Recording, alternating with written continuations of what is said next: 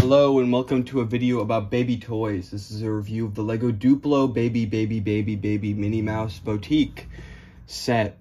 So why do I have this set? Why do I have a set that is literally made for babies? As you can see from the box, which I have, ages 2 to 5. The reason I own this set is because I found it at a Goodwill for $5. And, you know, even if it's Duplo and even if it's this, you know, Minnie, I'm not really a Mickey Mouse fan or Disney fan really. Having a giant Duplo set, you know, most of it intact, it was just kind of an interesting experience that I wanted to have, and also so I could discuss it, you know. Just having any Lego box this big, you know, $5, like, sure. So here it is. Here's the Minnie Mouse Boutique. This was a Duplo set, and, you know, Duplo sets as Duplo sets go. They tend to have a lot of big pieces, a lot of printed pieces. Of course, Duplo is for babies, so a lot of baby-proof things. Like, you know, nothing can be too small for them to swallow. That's why this kind of, you know, they have a Duplo brick, but they don't have a half-size one. You have to, you know, it's a baby could fucking choke on that or something. And there's a lot of weird pieces, and I really, that's what kind of the draw for this, for me personally, was getting weird pieces, because I just love weird pieces. And Duplo, as most people probably know, is compatible with system, you know, put it in there. It's not always the strongest connection, but it's definitely there. And because of that, basically every Duplo set is just filled with all these rare Lego pieces that could be used for a mock or something, or some unique purpose, maybe a easier way to make a wall with a different color that's usually rare. Like, for example, I know coral is used a lot in Duplo sets. It's a bit of a rare color otherwise. You get weird elements like this. Like, this is supposed to actually be a dress mannequin thing. I don't have the dress for whatever reason, but even just this shape is so unique. Like, you're not going to find that anywhere else. I guess we'll take a look at this build for this Duplo house. It has a nice sign there, a door. You know, it's very secure. You can't remove the door, or you can. It's just on there tighter than, you know, has to have a lot of grips in order for the babies to play with it and have fun. Yeah, this is a pretty big structure for Duplo, which probably meant the set was pretty expensive, because Duplo does tend to be very expensive. We have these weird textured brick pieces in pink. Now, you know, there is the textured brick piece in system, but for Duplo, it's just weird to see that, you know, a different scale, but basically the same exact design. Also pink, which is a color that normally would not have it. And it's less of like a textured brick, and more of like a, I guess it's engraved, but like, it's only on one side, I believe, which is interesting. You have this pillar piece, very strange, proprietary. Large, clear pieces. These are very cool. I love any piece in translucent, let alone one that it's this big and clear. You have a printed present piece and a bow, because this is a boutique. They sell bows here, I guess. That's pretty cool. Here's the cash register with a Minnie Mouse design.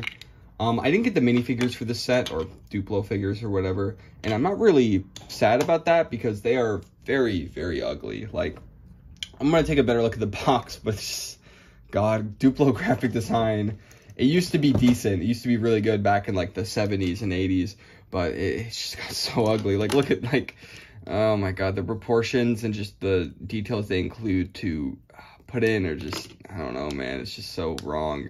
It's like the uncanny valley, because they are more realistic than minifigures in some ways, like, you know, realistic skin tones. They've got a nose and ears, but it's still so deformed and weird that it's just off. I don't know, it's just so weird and bad. But it has gone through a lot of iterations. This is a newer Duplo figure. This is the only other one I have. He's better because he's more simple, but it's not exactly great. Sorry if you can't see anything. I'm just kind of rambling right now. But if we go to the top of this Duplo place, we've got some windows. Very cool, very cool. There's a big Duplo plate, which is cool, because, you know, Friends always has builds on these big plates. And I guess Duplo kind of does the same thing. And the inside, we've got some bread. This baguette piece is really interesting, because it is quite big. And I think it has a grip for Duplo figures to hold. Very odd, yeah, you know, it's very obvious there, but it's kind of weird, Duplo accessories, because it's, you know, it's this kind of, it's this unique system, because these don't really work that well with anything else. They just kind of delay in there using physics. That's another thing. Like, you're gonna have a lot of random things just in the set that just kind of lie around. Like, these chairs are supposed to just kind of sit around here with no structure. This umbrella is actually one of my favorite pieces. It has this weird hole in it. I'm not really sure what the use of that hole would be, but yeah, it fits in there actually very well. Pretty secure connection for what it is. Umbrella, cool. And this is a kind of unique shape that you would probably never find anywhere else in the Lego system at this size. So that is cool. Very rounded though. We move on. Another one of those textured pieces, but white, which actually would be more useful.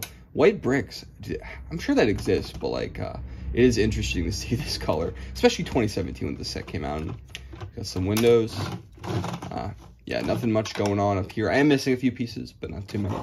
And the big epic feature, the thing that'll knock your socks off, is that this is actually a rotating plate. You can spin this around like that. Wow. Wow. The piece itself, also these quarter circle pieces are pretty unique for what they are. Like, look at that. Very cool. This piece is actually pretty unique for what it is. You can see it is, you know, it's kind of like the existing existing rotation piece that Lego has. But not only is that strange, seeing only 5 studs there instead of there being all of them filled in.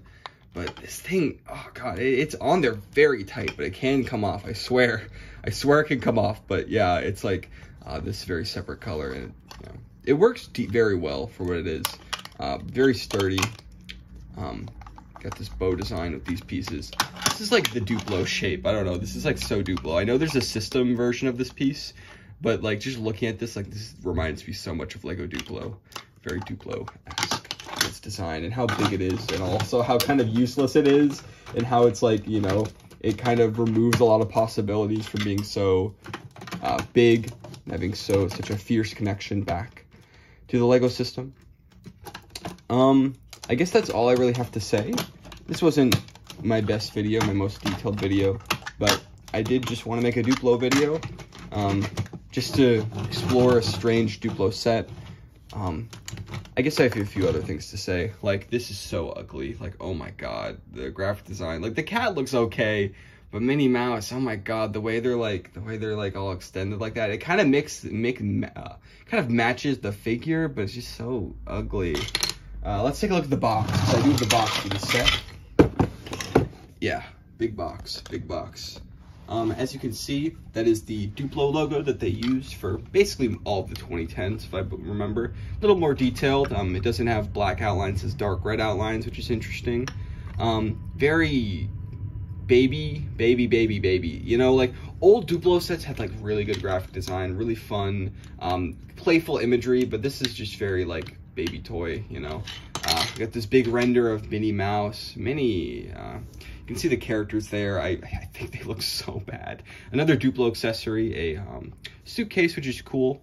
I guess that's a different view of the set. Looks a lot like the show, actually, or like the CGI Mickey Mouse stuff they are always producing. It's supposed to also come with this weird bird, which my version of the set didn't come with. I would have liked that because it's just a strange animal piece. Because Duplo animals, they're actually sometimes cool. Like, look at this seal. Like, this is very well designed. It's not too baby-esque.